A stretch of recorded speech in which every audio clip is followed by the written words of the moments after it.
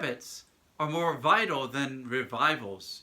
Rituals more edifying than spiritual highs. Hi, I'm Father Peter Cavanaugh in Wichita Falls, and these are the words of history professor Robert Louis Wilkins in an article called Church's Culture. Habits are more vital than revivals, rituals more edifying than spiritual highs. In this article, this professor makes what I believe to be a very important point for us modern Christians. He looks at how our culture has changed over the last generation and wonders what is happening. In the past, our Christians for hundreds of years lived in a culture that was distinctly Christian. Though it was full of broken people and sin, it was Christian on nearly every level, in art, in science, in philosophies, in medicine. But today, we live in a culture that is profoundly secular, and we Christians, at best, go to church on Sundays, but otherwise live lives that look very much like the lives of our secular friends. So what is going on and what has happened?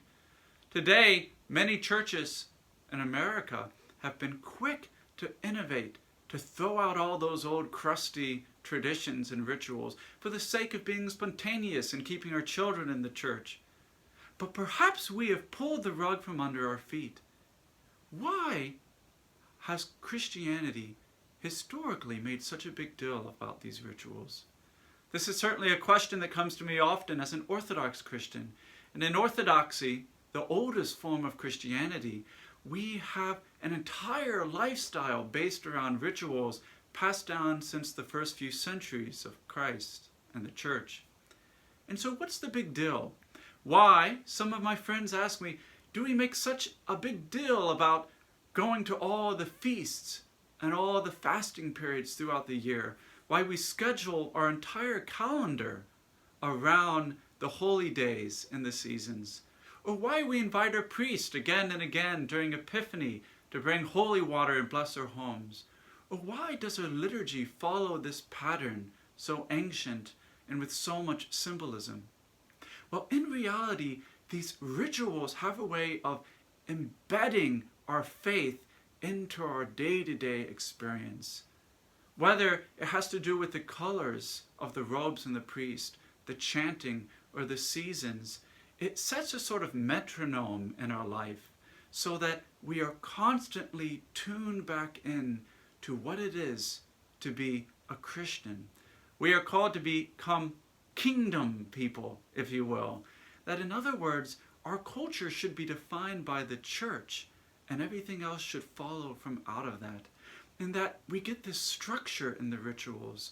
We're given a habit so that day after day, year after year, we have this rhythm beat into our hearts. Where did all these rituals come from? We cannot deny that the Holy Spirit has been leading the church for 2,000 years. And from the very beginning of the church, Christians earnestly strove to find ways to instruct their children in the teachings of the gospel, to find ways to let their lives not just be sucked into the pool of secularism or paganism, but to have a life distinctly marked by constant remembrance of God. So we follow these rituals in Orthodoxy because we believe that the Holy Spirit not only inspires us today, but the Holy Spirit has inspired the church for 2,000 years, teaching it these beautiful patterns, these life-filled and fun ways of walking out our life in Christ.